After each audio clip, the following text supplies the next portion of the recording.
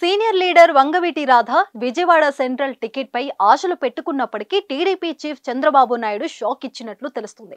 దీంతో ఏపీలో ఎన్నికల రాజకీయం హీటెక్కింది. టీడీపీ జనసేన అభ్యర్థుల జాబితా ప్రకటనతో కొత్త టన్ను తీసుకున్నట్లయింది. టీడీపీలో పలువురు సీనియర్ల సీట్లు డైలమాలో ఉన్నాయి. తాజా జాబితాలో వంగవీటి రాధకు సీటు దక్కలేదు. దీనిపైన రాధ అభిమానులు మండిపడుతున్నారు.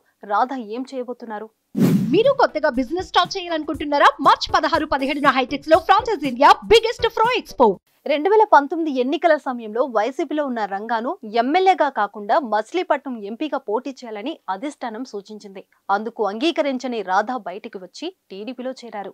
పార్టీలో చేరే సమయంలో ఎమ్మెల్సీ హామీ ఇచ్చారు. ఆ హామీ అమలు కాలేదు. ఇక రాధను జనసేనలోకి రావాలని ఆ పార్టీ నేతలు ఆహ్వానించారు. రాధ నిర్ణయం తీసుకోలేదు. ఈ సమయంలోనూ వైసీపీ నేతల నుంచి తమ పార్టీలోకి రావాలని మంతనాలు జరిపారు. రాధ టీడీపీలోనే కొనసాగారు.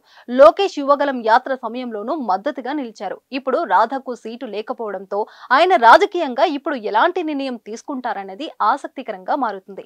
రాధ ఈ పరిణామాలపైన స్పందించలేదు. కానీ ఆయన అనుచరగణం మాత్రం రాధ కీలక నిర్ణయం తీసుకునే అవకాశం ఉందని చెబుతున్నారు.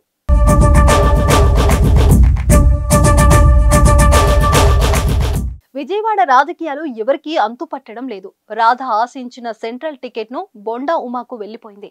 గత ఎన్నికలో రాధ పోటీకి దూరంగా ఉన్న రాధను ఈసారి పార్టీ దూరంగా పెడుతుందా అనే అనుమానాలు చెలరేగుతున్నాయి.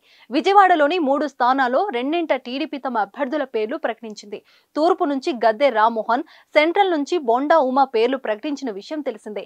పశ్చిమ సీట్ కోసం టీడీపీ జనసేన మధ్య పోటీ నెలకొంది. ఈ జాబితాలో వంగవీటి రాధకు సీటు కేటాయించలేదు. ఈసారి వంగవీటి రాధ విజయవాడ సెంట్రల్ నుంచి పోటీ చేస్తారని ఆయన అభిమానులు ఆశలపై నీళ్లు చల్లినట్లయింది. వంగవీటి రాధకు టికెట్ కేటాయించకపోవడంపై రంగా రాధ అభిమానులు చంద్రబాబుపై సోషల్ మీడియా వేదికగా ఆగ్రహం వ్యక్తం చేస్తున్నారు. పశ్చిమ సీటు పెండింగ్ లో ఉన్నా అది బీసీ లేదా మైనార్టీ సీటు కేటాయించాల్సి ఉంటుంది. దీంతో అక్కడ రాధకు ఛాన్స్ లేనట్లే. దీంతో రాధ ఏం చేయబోతున్నారు, ఆయన అడుగులు ఎటువైపు అనే ఉత్కంఠ చెలరేగింది.